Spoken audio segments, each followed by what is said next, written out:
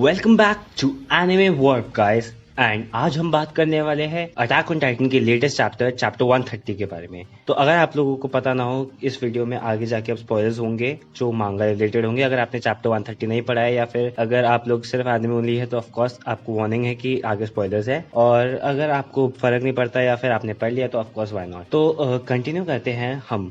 Don for humanity, ये chapter बहुत important है अटैक ऑन टाइटन। ये सब कुछ हमें अब क्लियर आउट करता है एरन के प्लान। एरन ने जो अभी तक सोच रखा था उस सब के बारे में, जो हमारी टीम अवेंजर्स जो हम कह सकते हैं एक तरीके से, वो इस वक्त पे कैसे अब इन लोगों को ये स्ट्रगल करेंगे आगे के एरन के पास पहुंचने के लिए। एंड अगर वो पहुंच भी जाते हैं तो उनके पास उसके लिए क्या जवाब है। मेरे को इस चैप्टर की ओपनिंग बहुत प्यारी लगी क्योंकि पहले 4 पेजेस में ही ये प्रूव कर देता है कि कितना ज़्यादा इंटेंस हो चुका है इस वक्त पे, कि हम लोग बिल्कुल बैटल के क्लोज हैं। एंड इसके अगले चैप्टर में बस हमें देखने को मिलेगी तो वो डेथ एंड डिस्ट्रक्शन है। एंड वो जो आगे जाके होगा उससे कोई मतलब कि बेसिकली वो इनएविटेबल है। जैसे कि अगर आप नॉर्स मैथोलॉजी के हिसाब से देखें तो वो रैग्नारॉक है।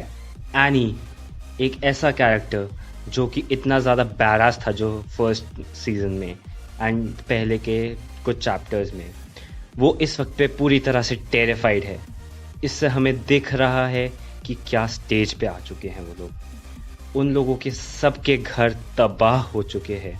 एंड इस वक्त पे जो उनके पास सिर्फ उम्मीद है वो ये है कि जितने लोग बचे हैं वो उनको बचा सकते हैं कि नहीं बचा सकते। एंड ये जो है किस पे डिपेंड करता है, इन लोगों पे, कि ये किस तरीके से आगे के अपने स्टेप्स लेंगे।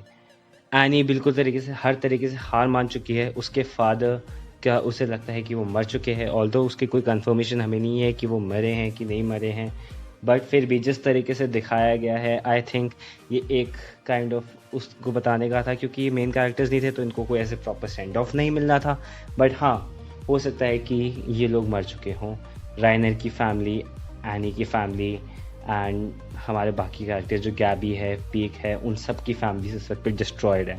फिर उसके बाद हाँ जी हमें रियलाइज़ कराती है कि ये अभी फाइट ख़त्म नहीं हुई है। इवन मैगथ जो कैरेक्टर स्टार्टिंग में हमें मतलब बहुत ज़्यादा डाइसी रहा था एंड उसने आखिर में आके बहुत अच्छा सेंड ऑफ भी दिया है, बट वो भी जानता था कि ये मिशन कितना इम्पोर्टेंट है ह्यूमैनिटी के लिए। एंड तो इस वक्त पे ये लोग सिर्फ अपने आप को नहीं, अपने फैमिली को नहीं, बट पूरी दुनिया को बचाने के लिए निकले हुए हैं। एंड अगर उसमें कोई लॉस होते हैं तो ये लोग अभी नहीं रुक सकते हैं अपना दुख मनाने के लिए। इनको आगे जाना पड़ेगा, इन्हें लड़ना पड़ेगा। जो आगे फाइट है वो उनकी वेट कर रही है एंड उसे उन्हें जीतना पड़ेगा, वरना फिर पूरी की पूरी ह्यूमैनिटी लॉस्ट है। फिर एनी ने one of the best questions put किया एंड मतलब ये बिल्कुल हार्ट ब्रेकिंग है। देखते हैं कि कैसे एक कैरेक्टर जिसको फ़र्क नहीं पड़ता था, वो अपने मिशन के लिए कुछ भी करेगी। जितने लोगों को फर्स्ट सीजन में उसने मारा है एंड जितने लोगों को हार्म पहुंचाया है, वो अब उसको छोड़ के इस हालत में है कि वो बोलती है कि she doesn't want to fight any more. वो आगे किसी और से लड़ना ही नहीं चाहती है। एरन को तक, जो मोस्ट प्रॉब्ली उसके फादर को मार चुका है, वो उससे भी नहीं लड़ना चाहती है। तो ऐसी सिचुएशन में अब ये लोग क्या करेंगे, ये देखने वाली चीज़ है। Which was quite a good thing कि इन लोगों ने जिस तरीके से एनी के कैरेक्टर को डेवलप करा है।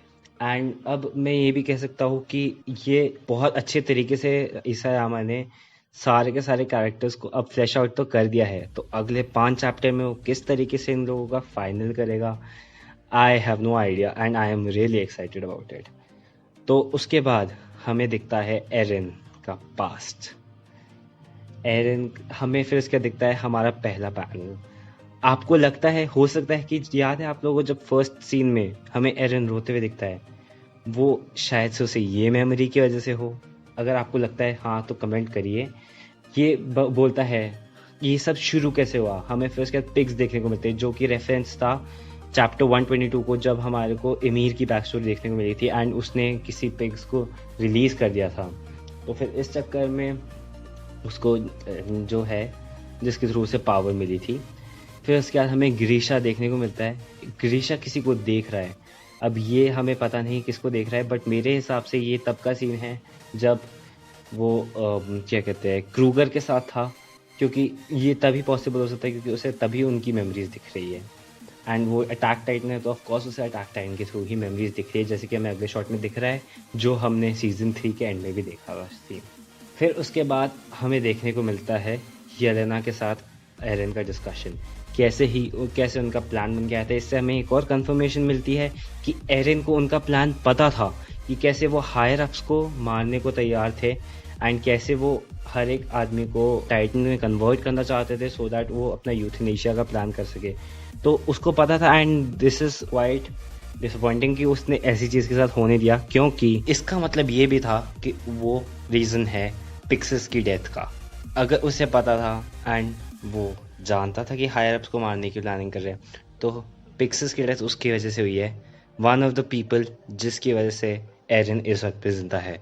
अगर पिक्सेस ना होता तो फर्स्ट फ्यू चैप्टर्स में ही मर चुका होता, उसी ने आके रोका था उन्हें, एंड उसकी वजह से ही आज एरन वहाँ पे है जाए। बट इससे ये भी बदलता है कि एरन कितना ज़्यादा अपने प्लान को लेके सीरियस था, एंड उसको पता था कि उसको कितना ज़रूरी है ये चीज़ करना, बिकॉज उसका मोटिवेशन लेवल दिख रहा है कि हाँ उसे ये करना है, एंड उसके रास्ते में कोई नहीं आ सकता। जैसे कि मैंने डिस्कस किया था हमारी एक चैप्टर 122 वाली वीडियो में, जिसमें हमने डिस्कस किया था कि कैसे कि Aaron one of the best protagonist भी है इस चक्कर में, क्योंकि वो कोई भी चीज़ के लिए अगर स्ट्राइव करता है तो वो उस चीज़ को करके रहेगा, एंड वो उसको करके दिखाएगा।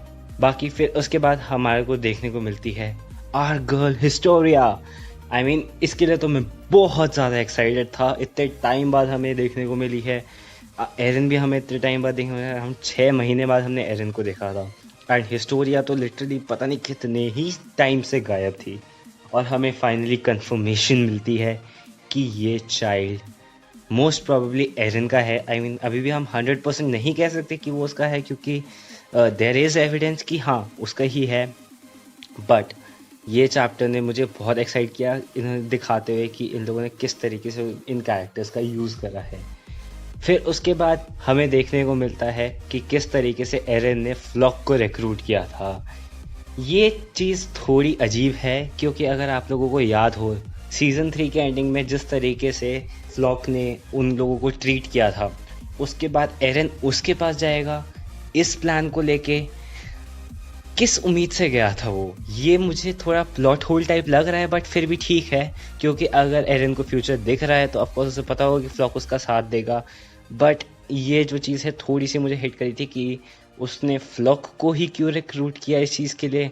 May be it is because मुझे वो कैरेक्टर बिल्कुल पसंद नहीं है, इसलिए मैं उस तरीके से सोच रहा हूँ इसे, बट फिर भी ये चीज़ जो थी मुझे ठीक नहीं लगी। बट फिर भी इससे दिख रहा है कि एरन का मोटिवेशन लेवल इतना है कि वो किसी को भी मना सकता है जो प्लान वो कर रहा है, चाहे वो आधे से ज़्यादा दुनिया को ख़त्म करने का प्लान क्यों ना हो। फिर हमें दिखता है किस तरीके से एरन अपनी पावर्स को, अब फाउंडर टाइटन की पावर्स को यूज़ कर पा रहा है, क्योंकि उसने अभी लाइन बोली थी कि वो मेमोरीज को मैनिपुलेट करेगा एंड हिस्टोरिया को भुलवा देगा अगर वो चाहे तो।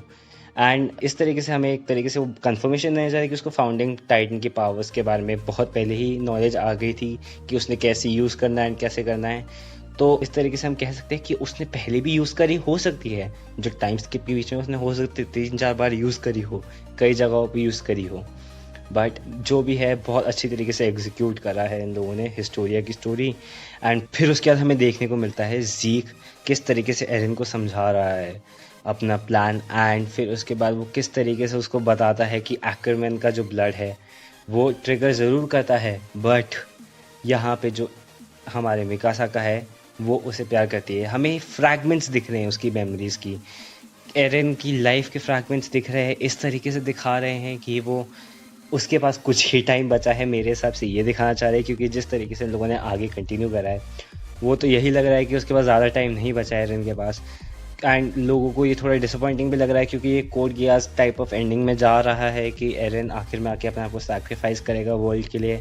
बट मेरे हिसाब से ये पॉइंट रेलिवेंट नहीं है, क्योंकि वैसे ही उसके पास 4 साल बचे थे, तो अगर वो मरता ना फिर भी उसने 6 साल में तो अपनी जान गंवाई लेनी थी, तो इसलिए ये कोड गियास वाली एंडिंग तो हो नहीं सकती। बाकी हमें पता नहीं, क्योंकि इसायामा की राइटिंग इतनी अनप्रिडिक्टेबल है कि हम कह नहीं सकते एंड में आके अभी वो मरेगा भी कि नहीं मरेगा। क्योंकि अभी तक हमने जितने भी प्रिडिक्शंस करी थी 90% प्रिडिक्शंस तो हमारी कहीं भी आसपास नहीं थी जो स्टोरी है उसके आसपास। एंड वो एक बहुत अच्छी तरीके से रिटन चीज़ भी है इसायामा के थ्रू कि वो इतनी अच्छी तरीके से लिखता है।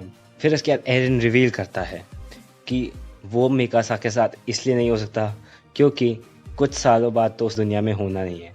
ये जो एरन की मेमोरीज है एंड इसका ये जो मोनोलॉग है, ये एक और चीज़ हमें ज़रा अच्छी तरीके से दिखाती है वो किस तरीके से विश करता था कि things could have been different.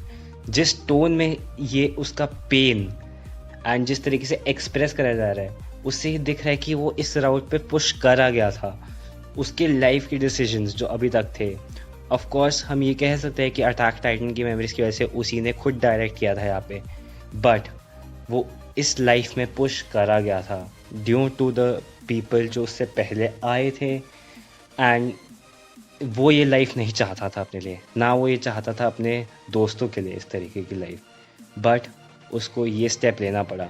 And इस तरीके से हमें दिखता है कितना ह्यूमनली उसे रखा है उसके कैरेक्टर को। वो अपने आप को सैक्रिफाइस करने को तैयार है दूसरों के लिए, जहाँ पे यहाँ पे दूसरे शोज़ या फिर दूसरे मांगास हमारे कैरेक्टर को बिल्कुल वो कर देंगे कि वो दोस्तों के लिए इसलिए करना चाहता है क्योंकि दोस्त बहुत इम्पोर्टेंट है। यहाँ पे उसका मेन एम ये नहीं है कि उसके दोस्त इम्पोर्टेंट है या फिर उनकी लाइफ इम्पोर्टेंट है। उसको पता है कि उसके पास कोई फ्यूचर नहीं है, तो वो चाहेगा कि उसके आगे की जनरेशन्स के लिए सब कुछ अच्छा हो। वो सेल्फलेस डीड करता है, जबकि हमारे दूसरे शोनेन प्रोटैगनिस्ट जो हमने आज तक देखे हैं वो बिल्कुल अलग तरीके के मोटिव्स होते हैं एंड उनके यहाँ बस हर जगह पे मजाक ही होते रहता है। तो उसके बाद हमें फाइनली रिवील होता है, जैसे हमने पिछले चैप्टर में बहुत ज़्यादा मेंशन किया था कि किस तरीके से वो लोग क्रॉस करेंगे। एंड ये चीज़ तो मैंने बिल्कुल एक्सपेक्ट नहीं करी थी कि वो स्विम करके जाएंगे। एंड क्योंकि ये ऑफ कोर्स लगा था मुझे कि इतने बड़े ये लोग स्विम करते हुए कैसे दिखाएंगे एंड उन लोगों को स्विमिंग आती कैसे होगी, बट इन लोगों ने उसको कर दिया। ऑफ कोर्स ये होगा कोई ना कोई रीज़न इसके पीछे भी कि इसायामा ने ये क्यों चूज़ किया, but this was one of the most terrifying scenes. मतलब जिस तरीके से इन लोगों ने दिखाए हैं ये शॉट्स, ये मतलब बहुत प्यारे शॉट्स हैं एंड मैं इनको देखने एनिमेट होते हुए देखने की वेट नहीं कर सकता।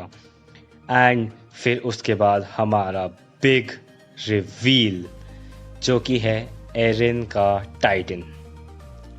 एरन का टाइटन इतना ज़्यादा बड़ा है, मतलब अब इसके बारे में मैं क्या कमेंट करूं। उसका चेहरा इतना सही दिखा रखा है बट उसकी बॉडी बिल्कुल हड्डियाँ दिखा रखी है। तो मेरा एक क्वेश्चन है इस बात पे कि उसकी जो बॉडी है, जो ह्यूमन वाली बॉडी है, वो हमेशा जो होती है नेप पे रहती है, तो इस वक्त पे वो नेप पे कहाँ है? क्योंकि अगर नेप पे अगर हम ध्यान दें थोड़ा सा तो फिर ये लग रहा है जैसे कि वो हड्डियाँ ही हैं। एंड इसका ये जो टेढ़ा हो रखा है ना सर, वो बड़ा क्रीपी भी है बट फिर उसके बाद बड़ा अजीब सा भी लग रहा है किस तरीके से इन लोगों ने करा है। हमें ये भी नहीं पता ये पानी पे है कि नहीं है कि ये इतनी दूर से दिख रहा है इसलिए तभी भी इतना बड़ा है, क्योंकि जिस तरीके से वो चल कैसे रहा है तो ये भी नहीं समझ आ रहा। इसलिए भी बहुत क्वेश्चन है जो हमें हो सकता है अगले चैप्टर्स में रिवील हो। बट हाँ, हम ये कह सकते हैं कि जो साइड में उसने जो निकल रहे हैं हड्डियाँ, वो थोड़ा रिप्रेजेंट करी है ईमिर के टाइटन को। क्योंकि अगर आप लोगों को याद हो उसके चैप्टर में दिखाया था कि वो ईमिर का जो टाइटन था उसमें भी से ऐसे हड्डियाँ निकल रही थी, तो ऑफकोर्स ये कोई इंडिकेशन हो सकता है कि उसके पास अब सारे टाइटन की पावर्स भी आ चुकी है। एंड क्योंकि शायद से उसके पास जो 2-3 टाइटन की पावर्स मिसिंग है इस वजह से वो ऐसा दिखता है, हो सकता है। मुझे ये एक थ्योरी लग रही है जो हो सकती है। बाकी हम अभी कुछ नहीं कह सकते वो ऐसा क्यों दिखता है एंड उसके साथ क्या होगा। फिर बाकी हमें फिर से और फ्लैशबैक्स देते हैं एंड वो वाला सीन दिखता है जो हमारे को फर्स्ट एपिसोड में दिखा था कि वो डिस्ट्रॉय करेगा, वो इस दुनिया में डाला गया था एंड वो इस दुनिया में आगे बढ़ेगा एंड सबके लिए ख़त्म करेगा ये हेटरेट को। एंड ये है एरन का एंड गेम। आपको क्या लगता है कि इसका एंड गेम क्या था? अगर आप लोगों ने देखा हो तो कोलोसल टाइटंस का भी इसमें जवाब नहीं है जिस तरीके से उन लोगों को ड्रॉ करा गया है। ये one of the best chapter ज़रूर था, बट अभी तक मेरे लिए बेस्ट चैप्टर तो वही था जब हमारे को ईमेल की बैक स्टोरी रिवील हुई थी, क्योंकि वो बहुत ज़्यादा ही अनएक्सपेक्टेड था। ये थोड़ा एक्सपेक्टेड था कि हमारे को इस चैप्टर में देखने को मिलेगा एरन, क्योंकि 6 चैप्टर्स हो चुके थे तो अराउंड आधे साल से हमने एरन को नहीं देखा था। तो फिर इधर मैं तो जैसे पिछली वीडियो में भी प्रिडिक्शन की थी कि इस चैप्टर में हमें एरन देखने को मिलेगा एंड हमें देखने को मिला। तो overall chapter one of the best chapter ज़रूर है, क्योंकि इसमें हमारे को एरन की मोटिवेशन दिखी एंड इस चैप्टर ने एरन को one of my favourite protagonist बना दिया है। तो बाकी आप लोगों के क्या थॉट्स है इस चैप्टर पे ज़रूर कमेंट करें, एंड अगर आपको ऐसी वीडियोस चाहिए तो शेयर करें एंड सब्सक्राइब करें। पीस।